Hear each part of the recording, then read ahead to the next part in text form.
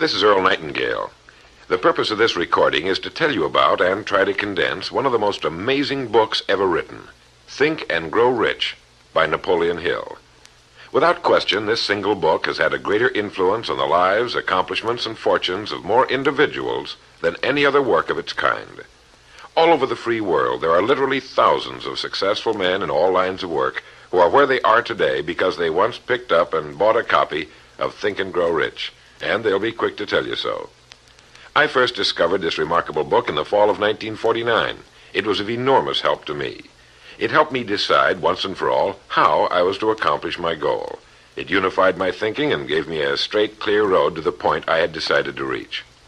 One of my closest friends found the book several years ago and stayed home for 3 days reading and digesting its material, and he then went on to reach the top in his industry.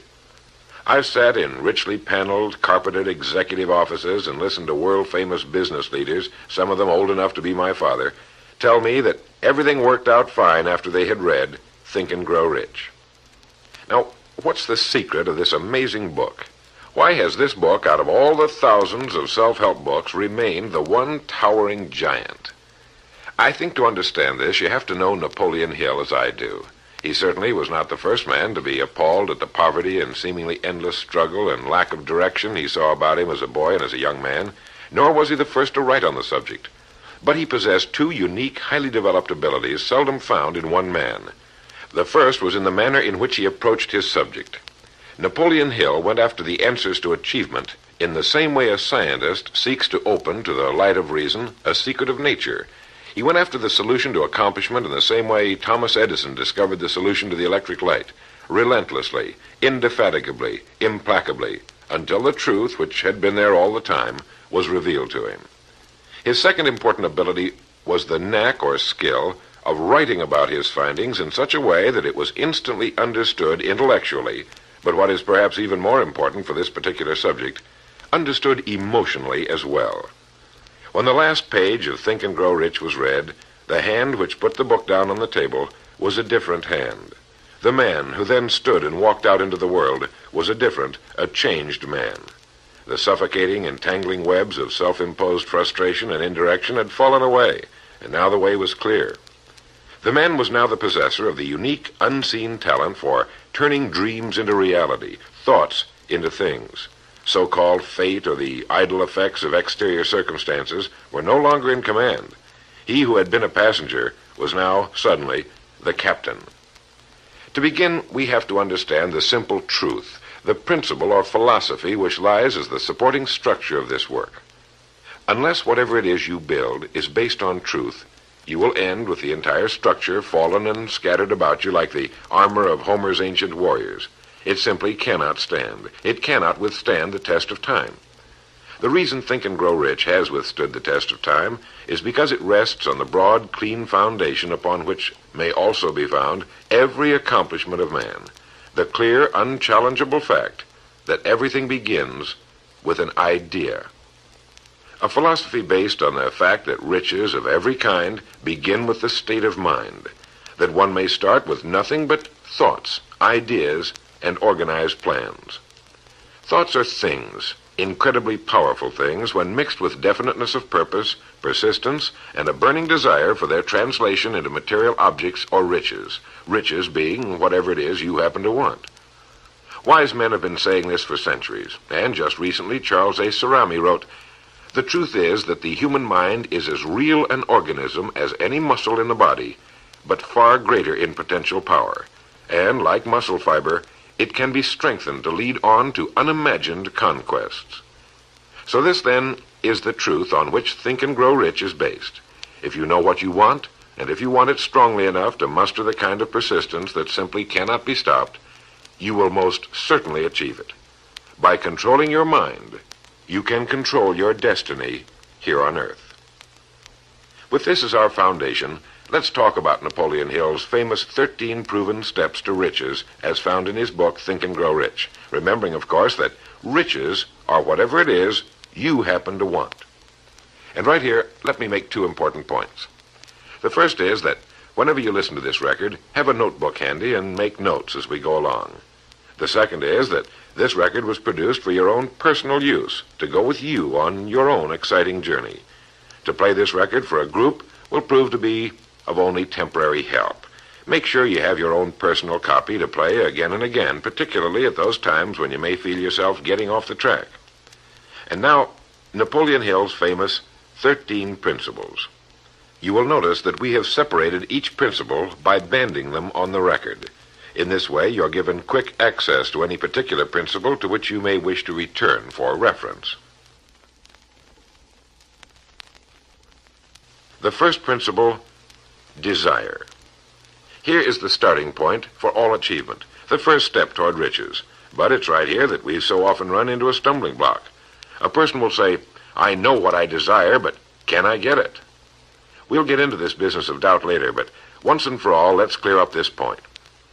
This point of whether or not you can accomplish that which you desire with all your heart.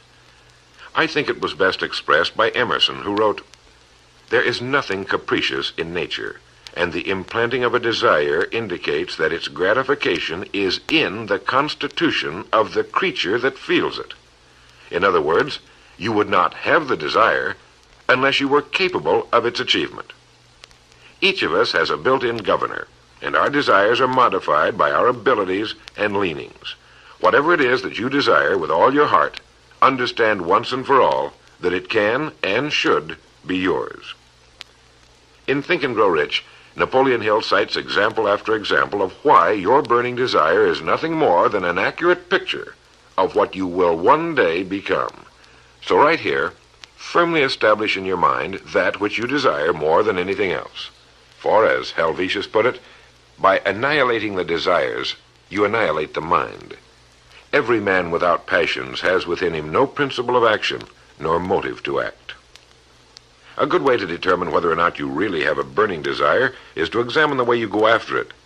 If you go after that which you think you desire tentatively, timidly, in an attempt to play it safe, you don't have a burning desire at all. You can't get to second base if you keep one foot on first. But if you're willing to burn your bridges behind you and say once and for all, this is it, this is what I will do, and I will never retreat, I'll never go back, then you have the sort of desire that can only end in success. It takes that kind of resolve to be able to keep picking yourself up after the falls you're bound to take. The only people who don't make mistakes are those who never try anything, the timid feeders in the lagoon who never venture into the broad deep sea beyond. While these principles will work for anything you may want, a more harmonious home life, a more successful career, for our example, let's say your desire happens to be more money, to better care for your family and provide for your future years, to get your share of the prosperity that lies ahead. Napoleon Hill gives us 6 definite, practical steps to follow. 1. Fix in your mind the exact amount of money you desire. It is not sufficient merely to say, I want plenty of money. Be definite as to the amount. There's a psychological reason for definiteness which will be described in a subsequent principle. Number 2, determine exactly what you intend to give in return for the money you desire. There's no such reality as something for nothing. 3, establish a definite date when you intend to possess the money you desire. And 4, create a definite plan for carrying out your desire and begin at once, whether you're ready or not, to put this plan into action. 5, write out a clear, concise statement of the amount of money you intend to acquire, name the time limit for its acquisition, state what you intend to give in return for the money, and describe clearly the plan through which you intend to accumulate it. 6, read your written statement aloud twice daily, once just before retiring at night and once after arising in the morning. As you read, see and feel and believe yourself already in possession of the money, or whatever your goal happens to be. It's important that you follow these instructions to the letter. Play this part of the record over until you have it down to your satisfaction, for this is by far the most important of the 13 principles, and this chapter of the book ends with these words. Through some strange and powerful principle of mental chemistry, which she has never divulged, nature wraps up in the impulse of strong desire that something which recognizes no such word as impossible and accepts no such reality as failure. The second principle is faith. You never would have even thought of your main desire unless faith were tugging at your mind. And if you find it difficult at times to have faith in yourself, you can be certain that you can have faith in these principles. Napoleon Hill writes, "Faith is a state of mind which may be induced or created by affirmation or repeated instructions to the subconscious mind through the principle of conscious autosuggestion. Conscious autosuggestion simply means a suggestion by yourself to yourself, just as an autobiography is a biography written by the person it's about. By getting a mental image of yourself already having accomplished your main desire over and over again, you will muster the faith you need. Faith is vital to accomplishment. The Emperor Napoleon once said, 'All the scholastic scaffolding falls as a ruined edifice before one single word, faith.' Pascal said, 'Faith affirms many things respecting which the senses are silent, but nothing which they deny. It is superior to their testimony, but never opposed to it.' Goethe said, 'Epochs of faith are epochs of fruitfulness, but epochs of unbelief, however glittering, are barren of all permanent good.' And, as Schlegel put it, 'In actual life, every great enterprise begins with and takes its first forward step in faith.' Have faith that you can accomplish that which you seek, for you would never have decided upon it unless it was meant for you to accomplish." In his chapter on faith, Napoleon Hill gives us a self-confidence formula. First, "I know that I have the ability to achieve the object of my definite purpose in life, therefore I demand of myself persistent, continuous action toward its attainment, and I here and now promise to render such action. Second, I realize the dominant thoughts of my mind will eventually reproduce themselves in outward physical action and gradually transform themselves into physical reality.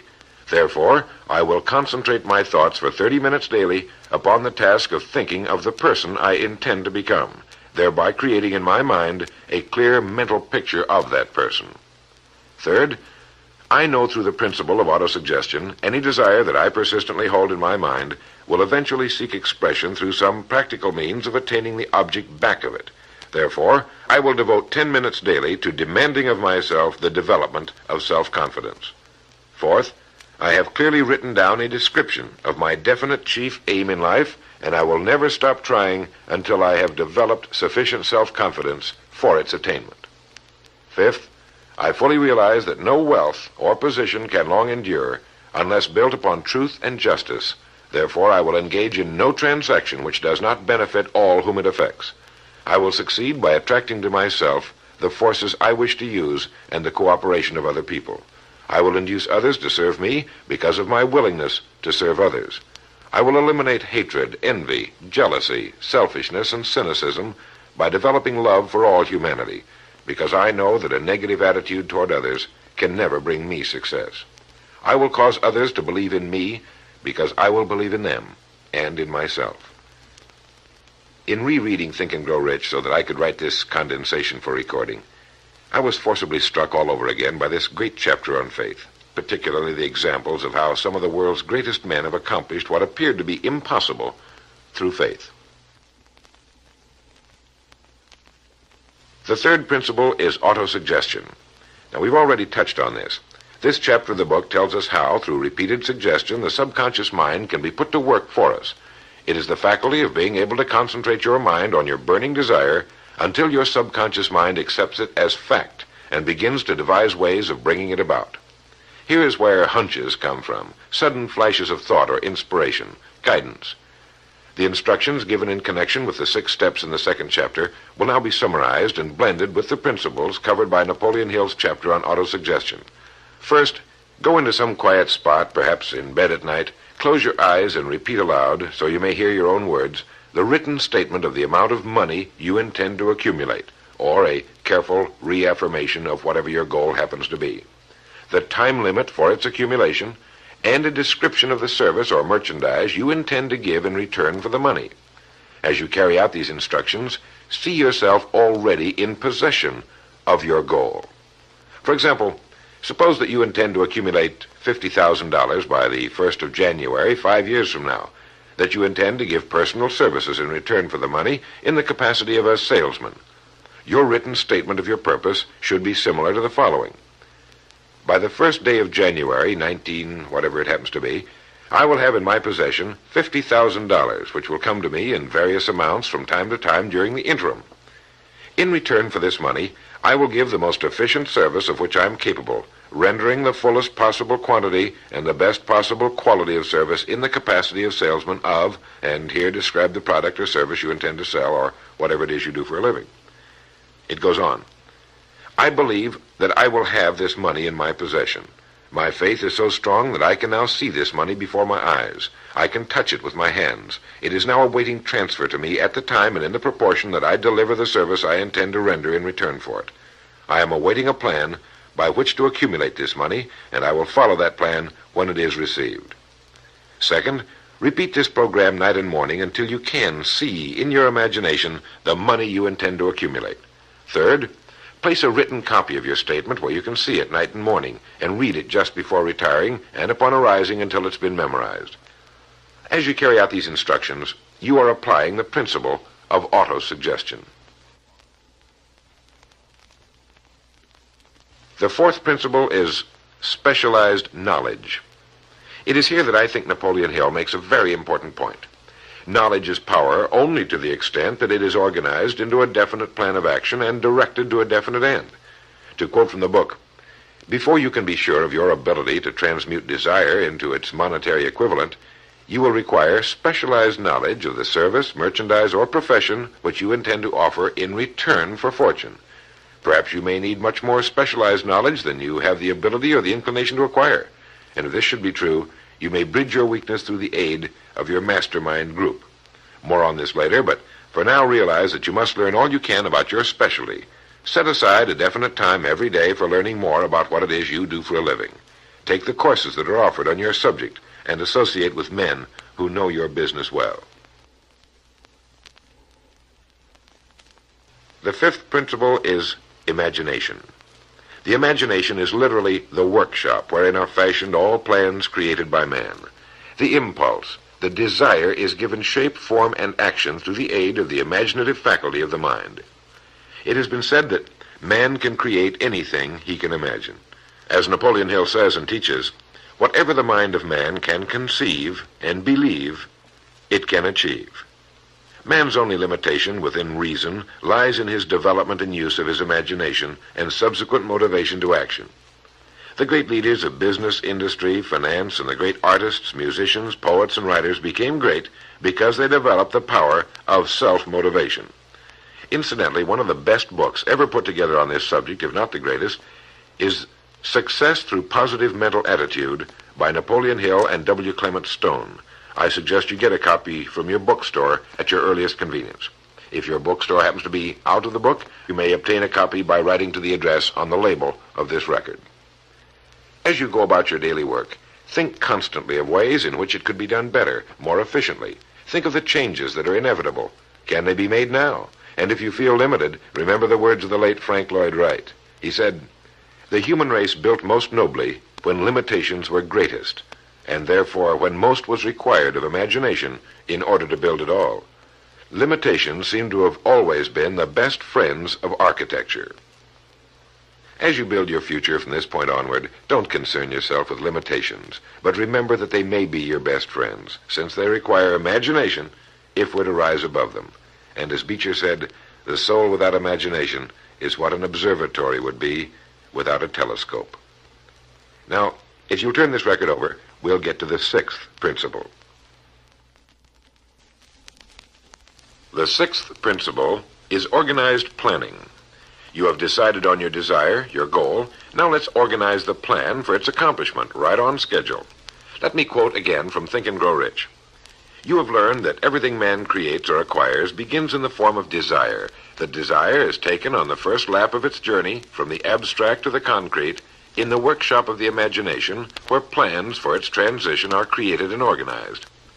Earlier, you were instructed to take 6 definite practical steps as your first move in translating the desire for whatever you want into its physical equivalent.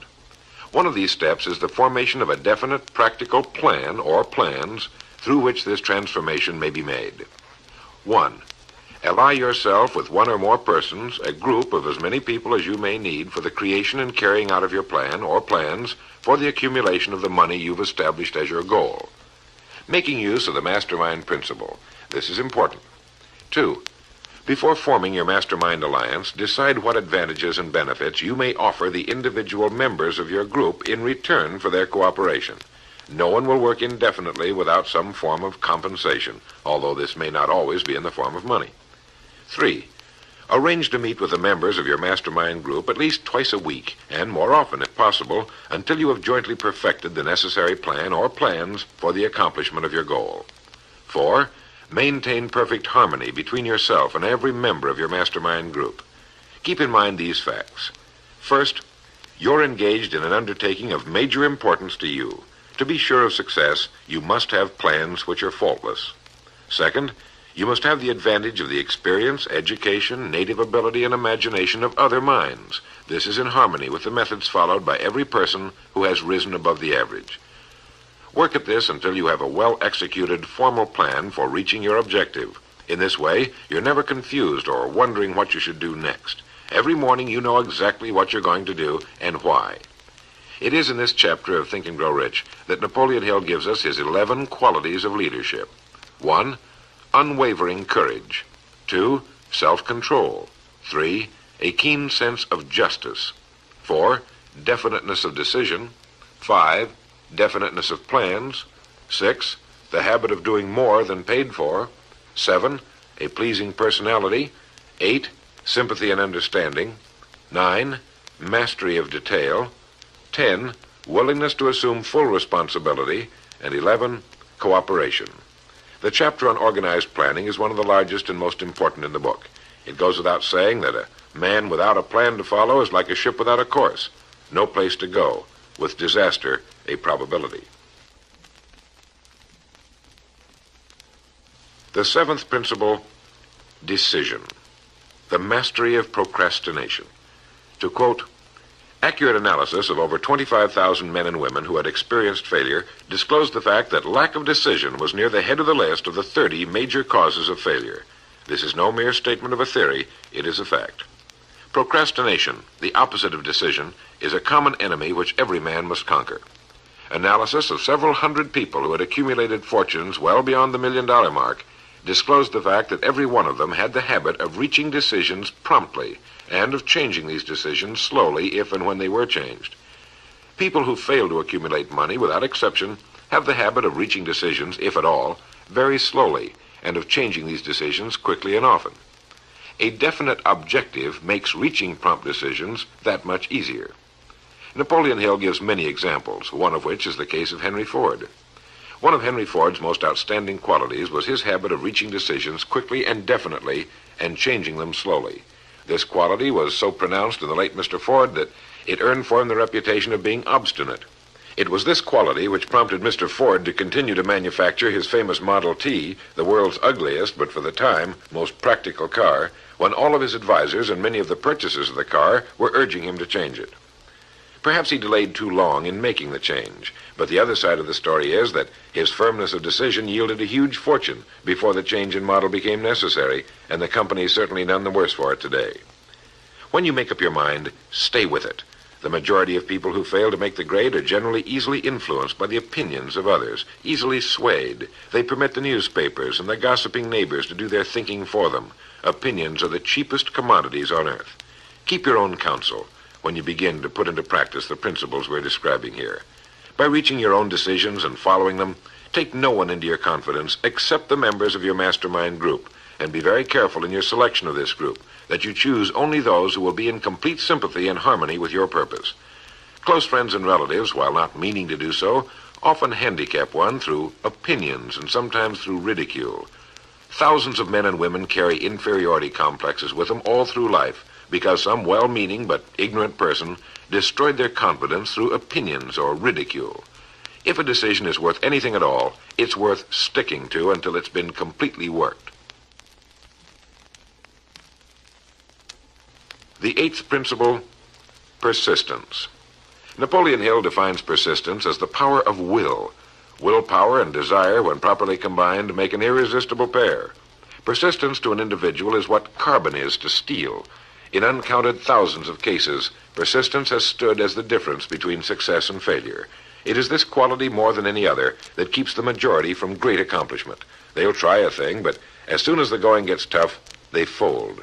Experience with thousands of people has proved that lack of persistence is a weakness common to the majority of men.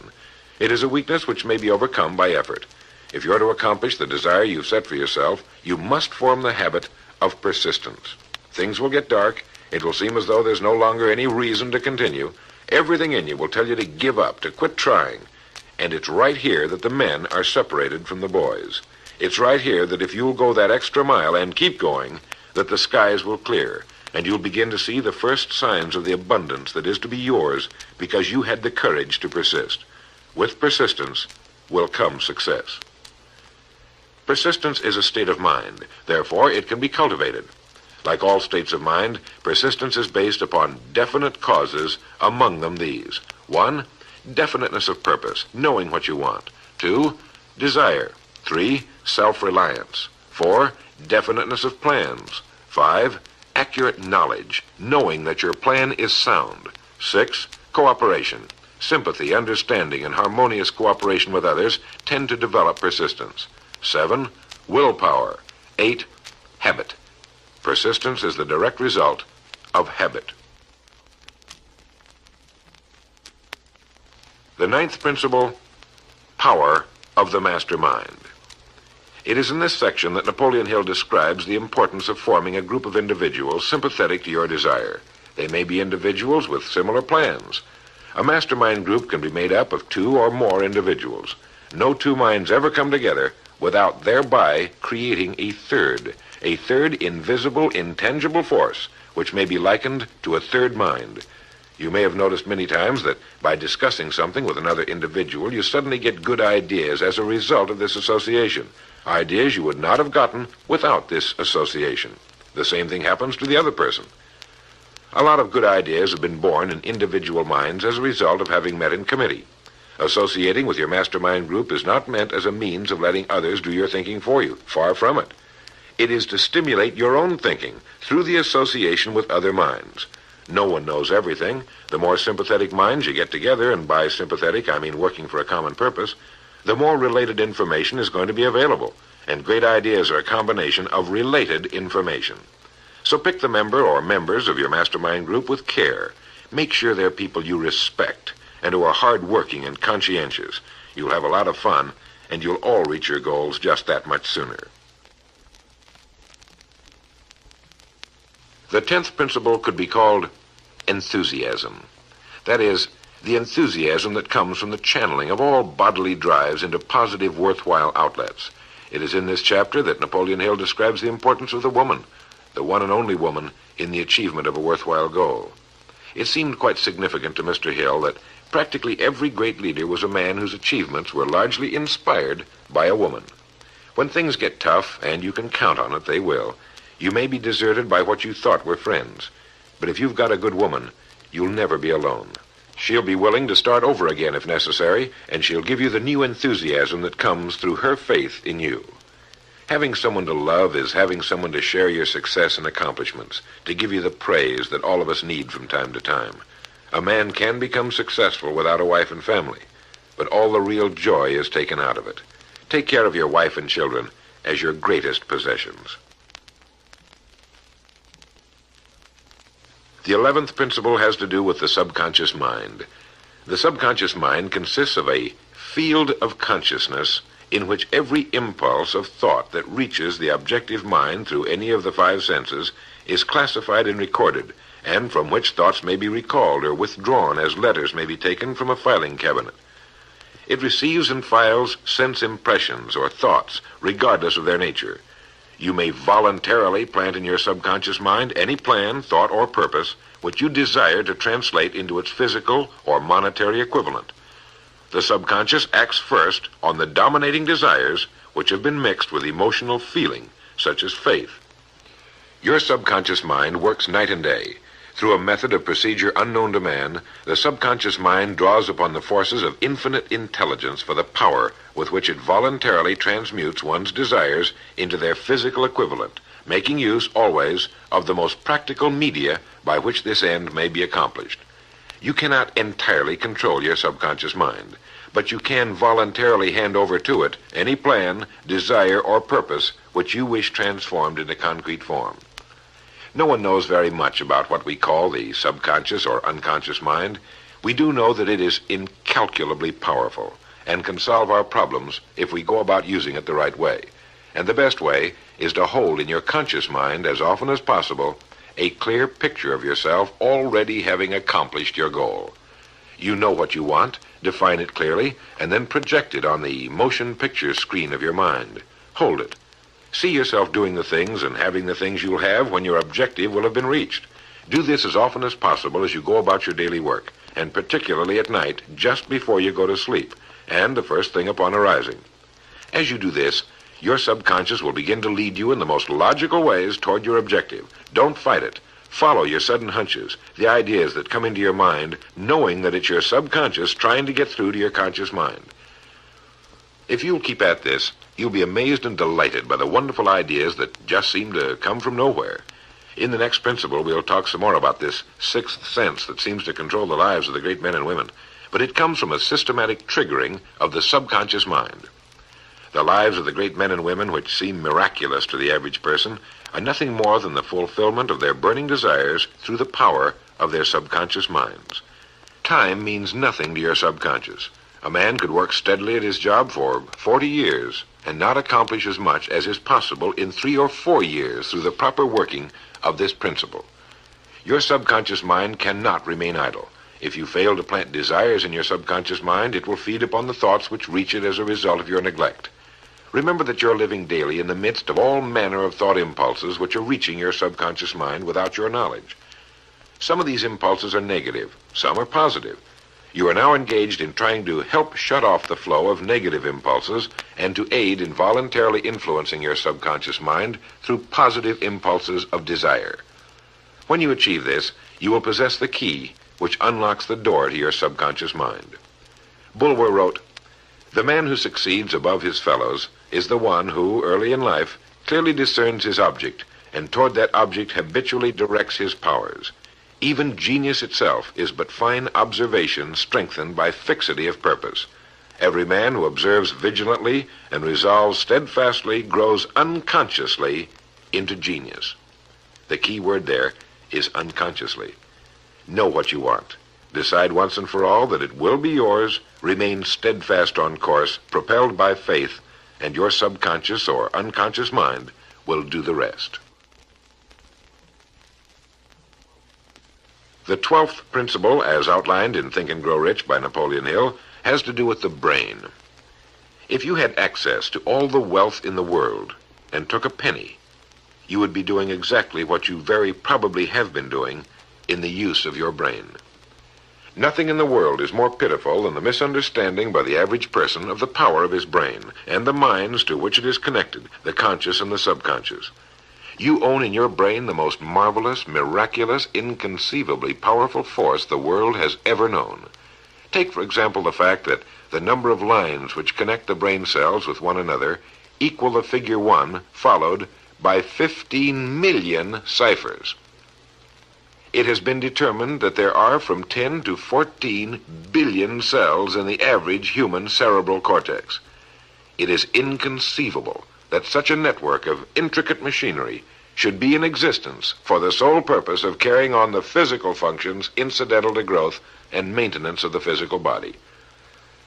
This is the mechanism that has given us the supersonic airplane, our deep rocket probes into outer space, the sciences, the arts, all that we know and use today and will use tomorrow, have hatched from this small gray mass each of us carries around.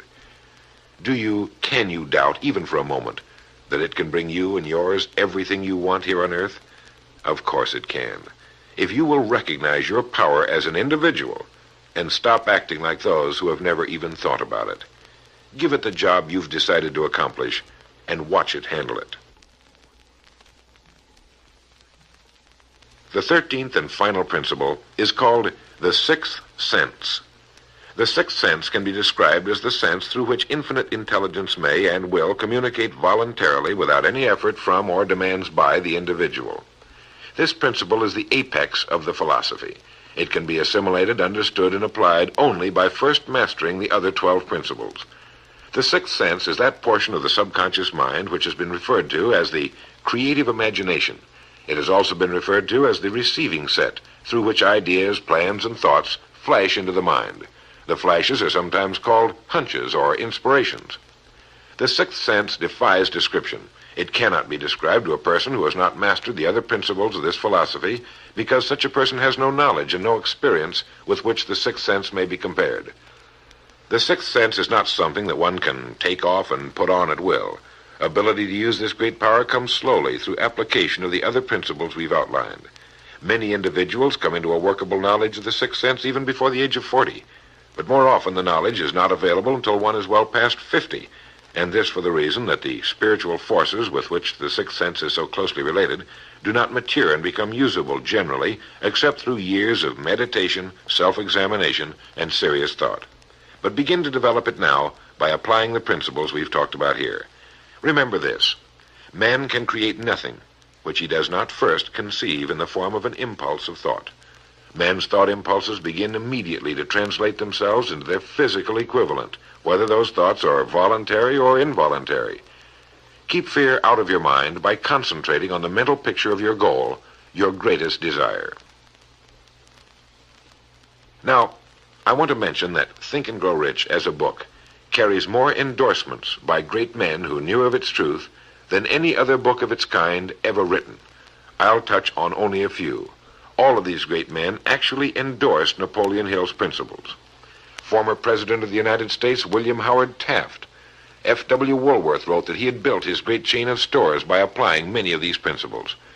Robert Dollar, who built the great Dollar steamship line, wrote, "If I had had this philosophy 50 years ago, I suppose I could have accomplished all that I've done in less than half the time. I sincerely hope the world will discover and reward you." Samuel Gompers wrote that the mastery of these principles is the equivalent of an insurance policy against failure. President Woodrow Wilson. John Wanamaker, the merchant prince, wrote, "I know that your fundamentals are sound because I've been applying them in my business for more than 30 years. George Eastman, the world's largest maker of cameras, Thomas Edison, Luther Burbank, Theodore Roosevelt, E.M. Statler, John D. Rockefeller. I think you know that the endorsements of these great men could not have been bought with all the money in the world. What we have been talking about here can change your life, can bring you anything and everything worthwhile you want in life for yourself and your family. Cut yourself away from the average, from the mediocre, and chart your course on the dream in your heart. These 13 principles will never let you down, as long as you use them. And now, it is with great pleasure that I give you the author himself, Napoleon Hill. Thank you, Earl Nightingale. The message which you who are listening have just heard has brought you within 3 short steps of the supreme secret of success. The same secret which has brought happiness, peace of mind, and financial success to countless thousands of people who have read Think and Grow Rich. The same secret which has made master salesmen out of ordinary order takers. And the same secret which has brought friendship, love, and marriage to men and women who have come under the spell of the 13 principles which Earl Nightingale has just described. You desire the better things of life, or you wouldn't be listening to this record. Come with me then, and I will help you chart your course, so you may acquire whatever it is that you desire most in life by following these instructions. 1. Condition your own subconscious mind to work for you while you sleep as well as when you are awake. You can do this by playing this record to yourself every night just before you retire. Then, before you go to sleep, after hearing the record, write out a clear statement of what you wish to accomplish the following day, and request your subconscious mind to work during the night and provide you with the plan you will need to achieve your purpose. 2. Form a personal mastermind group of 2 or more people who are closely associated with you. They can be members of your family, your business, or your professional associates, or people who work where you are employed. And play this record in their presence at least once a week. After you have done this, engage in a friendly roundtable discussion of the 13 success principles, and request each person in the group to participate and to look for inspirational ideas which may help him or her to become more successful. 3. Beginning now, follow the habit of rendering more service and better service than that which is expected of you, and do it in a pleasing, positive mental attitude. This will make friends for you, it will increase the value of your services, and it will attract opportunities by which you may get from life whatever it is that you most desire. Follow these instructions to the letter, and you will surely see the day when you can express a prayer of gratitude for having had the privilege of hearing and acting on the message which Earl Nightingale has given you through this record. And now, may I reach out across the space and the time which separate us and offer you a hand of friendship and a sincere prayer that you will be blessed with a richer and a fuller life because of this message. Your big opportunity may be right where you are now. Follow these instructions faithfully, and it will reveal itself to you. This is Napoleon Hill saying, don't search for opportunity in the distance, but recognize it and embrace it right where you are.